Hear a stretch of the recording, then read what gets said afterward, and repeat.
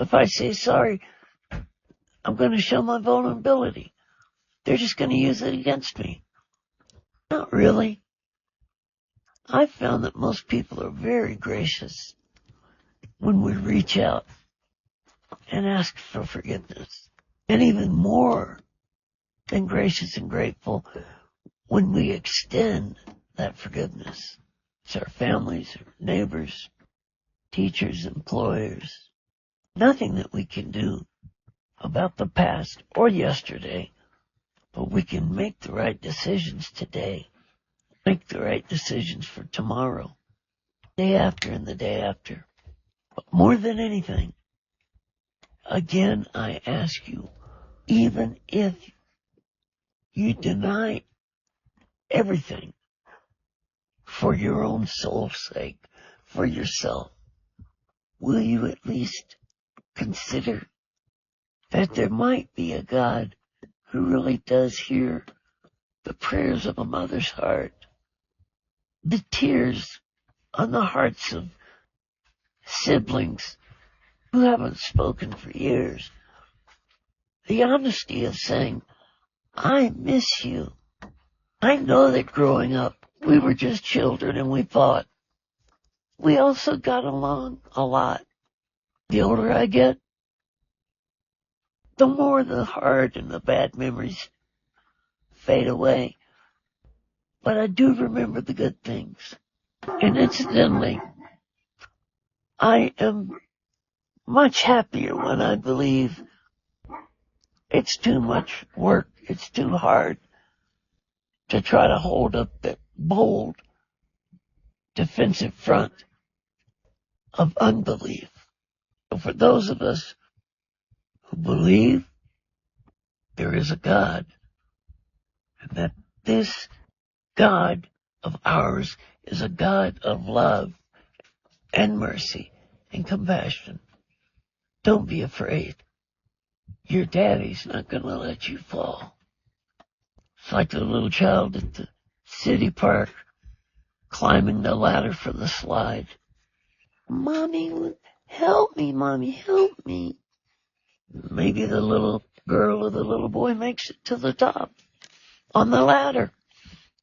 And the last pleading from their little voices is, oh, Daddy, would you do it for me?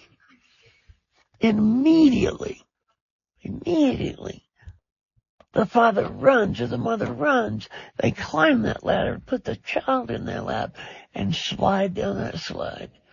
You have a very real God, a very real parent who loves you, who created you for a reason, breathed you from his heart as a breath of love, lavished love on you and on us over and over again. So what do we do now? Where do we go from here? Is it so hard to try to believe again? To try to trust again? Give him a chance again? You are always in the hand of God. Whether you fall forward or backward or sideways or jump out of that hand, the side of that hand is going to catch you and bounce you right back in to the palm, while that beautiful loving hand is going to be slowly but surely guiding you back more deeply into his heart, because you belong there. You originated there. That's where you came from. And he'll never be satisfied. But really, you would have to climb over 8,000 years of history and the cross and absolutely made a concrete decision of your own free will, which you will not violate. Stand your ground, rooted and planted in your truth that there is no God. And even if there was, we are gods. We are the world. We are the people. The Americans were self-sufficient. We can do this.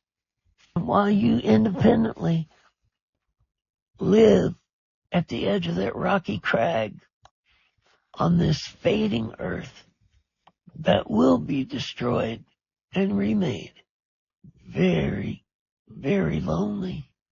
We will have won every battle and lost the war. We'll have made it to the top. Find that we're all alone. Nobody there with us. And once we hit our middle ages and beyond, begin to feel that loneliness more keenly. And we want, most of us crave some kind of social interaction. We need our God and we need one another. No man is an island. I can never thank you enough or show you enough gratitude for your encouragement, your patience, your understanding, even when we seemed a little quirky here and there. We were just going through normal stuff and changes like everybody else goes through. But see, when you're a minister, you tend, if you're there from the heart, you tend to give and give and give and give. If you're a caregiver, you tend to care and care and care. But who cares for the caregiver? Who ministers to the minister? There has to be something else. Must be someone else. And I know that when I'm at my lowest, or most difficult, in unbelievable pain and suffering, now for 12 years, that my brother or my sister is only 200 yards away in their little dwelling. I know that I'm working. Somebody's praying here for me, behind me, praying ahead of me. That's one of the things that impresses me the most about Heart Dwellers. A little ragtag group of people that seemingly popped up out of the bushes. We thought it was so exciting. We got 4 hits today. Pretty soon, we got 40 people. And before long, this happens with communities and organizations, websites, whatever, you know. We had to learn how to be careful, because overnight, when you're dropped by your service provider, no notice whatsoever, your 3,700 or 37,000 viewers, friends and your family, your close-knit tight community are scrambling trying to find out where you went, what happened, how did you slip into oblivion. We learned, like everyone else, that there are some rules that you either have to follow and or honor. Very careful with and around. Thank you for coming back and not leaving and not bailing, but finding each other from Belgium to Australia, from Russia to Canada to here in the States. The world is so small now. The touch of a button can be anywhere, any place, anytime. Amazing. For those of us who remember the rotary dial telephones that hung on the wall, well, she's 68 this year for me. It's been beautiful to hear from you, to see you interact with one another, and the second and the third generations and beyond that have come along, side each other, loved each other, supported each other, encouraged each other. We are so blessed, so absolutely fortunate to have ever been even a part of any of this. I used to tell people all the time, and it's true, I'm just a janitor. I just have a few keys to get you in the laundry room or to try to help you get what you need, but it's nice when we're soul friends on the journey together. We may not have all the answers for each other, but we can find those answers together. Our God is so faithful. Well, again, I know I'm speaking to family now. Amazing, phenomenal. It's reaffirmed and restored my faith in humanity again and again. To know such an honorable group of people, and I don't use that word lightly, that they may have their rough edges and their rifts and disagreements from time to time, but they never really and truly walk away for good. Keep coming back over and over and over. You just keep coming back over and over and over. And as a parent, Papa Ezekiel, the guy that you don't hear much from anymore these days, who's still opening that janitor's closet, it's so fulfilling and so much contentment and happiness and real joy in seeing your children when they love one another, when friends and families are there for one another in ways that go so far beyond biology. We know each other by the Spirit, by that same sweet. We know each other even better. So till next time, do what you can. Try not to be too timid and too shy.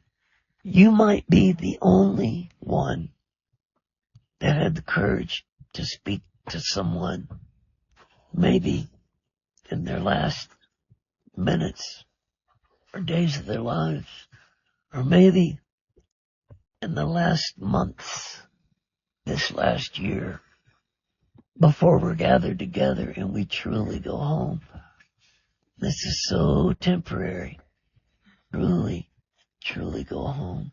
Where we always belonged, where we still belong, where we always fit, will fit, where we were always welcome and will always be welcome. Never sad, never hurting, never lonely, but time without end, eternally contented and fulfilled. Every desire instantly granted, almost before it becomes a thought in your mind. Beauties of heaven, sights, of sounds, of fragrances, I can only struggle to describe. And I guess the good Lord still needed me here, and I still have work to do. Not getting off that easy. I want to do that to my poor wife, or my children, my grandchildren. Or I want to be in their lives and in your lives as long as I can be here. Because I know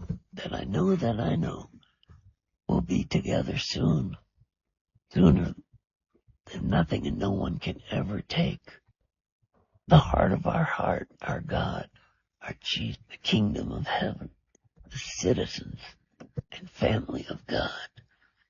Nothing and no one can or will ever take that from you. Lift up your heads. Not only be encouraged, as written above. Start making plans. What do you want your new place to be like? What do you want to put in that huge kitchen with that big service island in the middle? Music studio that you've always dreamt of. A whole floor given to arts and crafts. From the greatest painters to the little thimble and needle and watercolors and clay. I'll tell you one thing. Our God has a strong creative streak, and I'm looking so forward to creating with Him in this new life, burgeoning up and out from us and through us. It absolutely blows my mind. How do you wrap your mind around eternity? Throw away the clock, I guess. The eternal day will never end. Holy angels and saints, watch over your sleeping dreams tonight. Lord, absolutely saturate your house, your room, your bed, the whole atmosphere of heaven, and heaven soon to come.